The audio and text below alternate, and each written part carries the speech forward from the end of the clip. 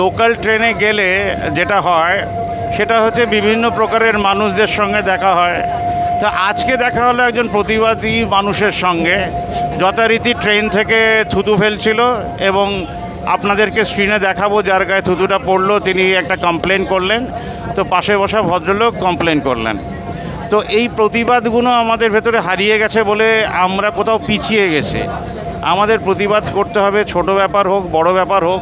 যখন এটা বড় ব্যাপার হয় তখন আরজি করে একটা মৃত্যু ঘটে, এর প্রতিবাদ কি করে করব? 42 দিন ধরে ডাক্তাররা করছেন এবং করে বুঝতেই পেরেছেন যে প্রতিবাদটা সহজ না। প্রতিবাদ সহজে করা যায় কিন্তু সিস্টেমে চেঞ্জ আনা যায় না।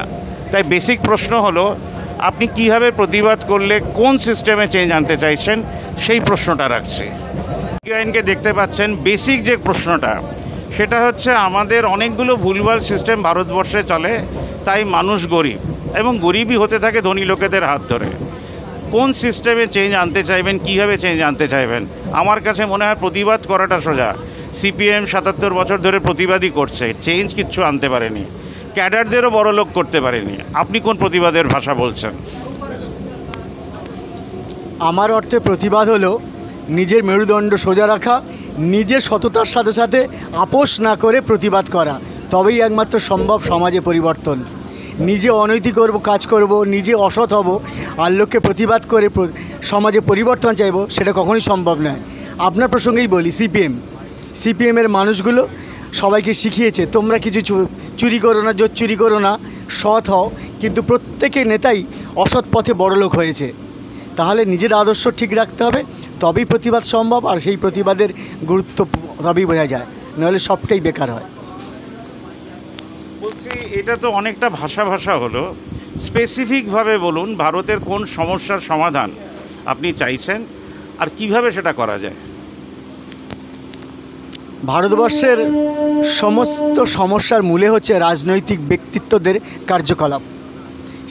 সেই ক্ষেত্রে যে পরিবর্তন সবথেকে বেশি গুরুত্বপূর্ণ সেটা হলো ভারতবর্ষে যে কোনো রাজনৈতিক দলের যে কোনো রাজনৈতিক ব্যক্তিত্বের কার্যকালের সীমা 70-এর ঊর্ধ্বে হওয়া উচিত নয়। এর থেকেও বেশি গুরুত্বপূর্ণ বিদেশি পন্থা অবলম্বন করে বিদেশে যেমন সিম্বল চেঞ্জ করলে তার রাজনৈতিক কার্যকলাপের সমস্ত সংজ্ঞা শেষ হয়ে যায়, আমাদের ভারতবর্ষে সেটা খুব প্রয়োজন।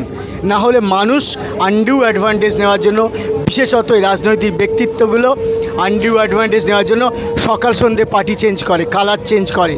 আলটিমেটলি কী হয়, আমরা সেই স্রোতে ভাসি, আমরা ছাগলের 3 নম্বর বাচ্চা হয়ে যাই, নিজেদের বিবেক বুদ্ধি হারিয়ে ফেলে। তাই কালার যখন চেঞ্জ হবে তার রাজনৈতিক জীবন শেষ করা সাংবিধানিকভাবে জরুরি, তবেই আসবে আমাদের দেশে পরিবর্তন। আমার এক বন্ধু সবচেয়ে ভালো বললো যে বিশ্বকর্মার পুজো হয় যেখানে ইন্ডাস্ট্রি নেই, কিন্তু এইখানে এসে একটা অদ্ভুত স্লোগান দেখলাম যেটা খুব ভালো লাগলো, আমরা শ্রমজীবী, আমরা ঘাম বেচে খাই, রক্ত করি জল। কিন্তু এটাও জিজ্ঞেস করার, এটা তো 77 বছর ধরে আমরা ঘামকে জল করছি, তাতে দেশের কী লাভ হলো? এইটা আমরা একটা দেখা দিয়েছি মানুষকে যে আমরা ঘাম বেচে, যেমন ধরুন আমরা ঝুড়িতে মাল বেচি, ট্রেনে হকারি করি, অনেক আছে কারা রাজমিস্ত্রি, কেউ রং মিস্ত্রি, কেউ প্রিন্টার। আপনারা স্ক্রিনে দেখতেও পাচ্ছেন তারা তার পাশে দাঁড়িয়ে আছেন, বলে যান। আবার আছে এইসব একটা তুলে ধরার চেষ্টা করেছে আর কি। আপনারা কি সারা জীবন কীরকম থাকতে চান, মানে ঘামটাকে করে জলই করতে চান নাকি সেটা সোনাতে পরিবর্তনও করতে চান?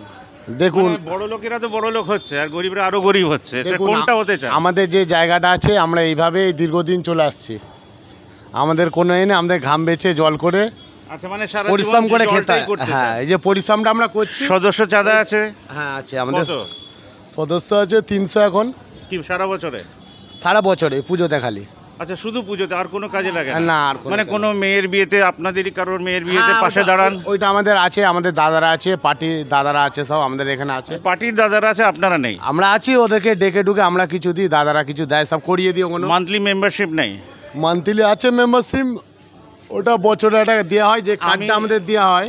আমি বলছি যে আমাদের কাজ হচ্ছে যদি ঠিকঠাকে করা যায়, আমরা বলতে চাইছি প্রতি মাসে 100 টাকা যদি 1000 জন দেয় 1 লাখ টাকা হয়, তার 20% হচ্ছে জমিয়ে ডেভেলপমেন্ট করতে হবে। মাস বলতে কিছু নেই, আমাদের এখানে স্যার যাবে বছরে। না, সেটা ঠিক আছে, সেটা আপনারা যা ইচ্ছে করুন, আমার চ্যানেল থেকে বলার কথা সেটা আমি বলছি, কারণ এটা তো সেই চ্যানেল নয় যে আপনি সারা জীবন বোকা থেকে যান আর নেতারা বড়লোক হতে যাগুন, সেটা তো হওয়া উচিত না।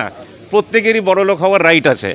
তা আমরা যেটা চাই 50 টাকাই হোক, মাসিক হোক, সারা বছর জমলো 20% ফর ডেভেলপমেন্ট, আর বাদবাকি টাকা মেয়ের বিয়ে, তার পাশে দাঁড়ান, তাকে 1 লাখ টাকা দিলেন। এবার বলুন সেই বাবা মাকে 500 করে সারা জীবন ফেরত দিতে, তাহলে এইভাবে আমাদের দেশে একটা বড় প্রবলেম সলভ হবে। আজকে ধরুন কেউ অপারেটেড হবে, হসপিটালাইজড হলো, তার পাশে দাঁড়ান, নেতা একজন হয় কিন্তু নাগরিক 140 কোটি। নিজেদের পাওয়ারকে বুঝুন। আজকে বিচার চাই বলে হাজার হাজার লাখ লাখ লোক নেমেছে বলে না একটা সুপ্রিম কোর্ট থেকে বিচার দিতে হচ্ছে।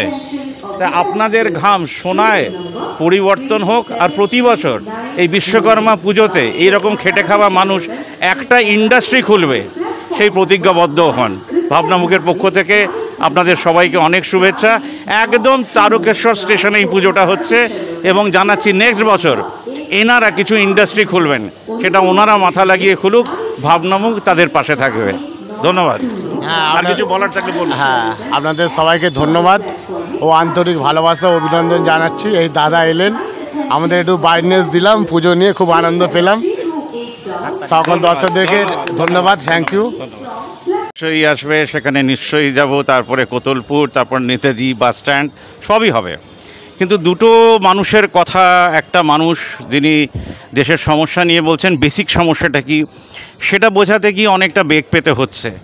আর একটা হচ্ছে আমাদের দেশে বিশ্বকর্মা পুজো হচ্ছে কিন্তু ইন্ডাস্ট্রি খুলছে না, মানে ইন্ডাস্ট্রি খোলার ঠাকুর আছে, খুলছে না। আর গরিব আরও গরিব থাকছে এবং হেসে হেসে বলছে যে মনে হয় তার কিছু করার নেই। এটা একটা ভুল। আমাদের দেশের প্রত্যেকটা চ্যানেল যদি এই দায়িত্বটা নেয় যে তাদের সেই ভাষা দেবে যেখান থেকে মানুষ ঘুরে দাঁড়াতে পারবে, তাহলেই তো আমরা লড়াইটা সুদৃঢ় করতে পারতাম, ভালো করতে পারতাম ও হাসি ফেরানোর গল্প করতে পারতাম। অনেক কান্নাকাটি হলো, 2024 থেকে সাধারণ মানুষের ঘুরে দাঁড়ানোর গল্পটাও শুরু হোক। ধন্যবাদ।